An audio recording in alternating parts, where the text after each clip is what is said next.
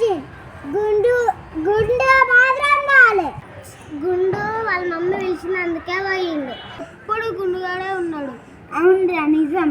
ఏమో వస్తాడేమో. ఏమాటాడదాం ఈ రోజు? టీచర్ దొంగ police out out. Colour beach colour జరగండి.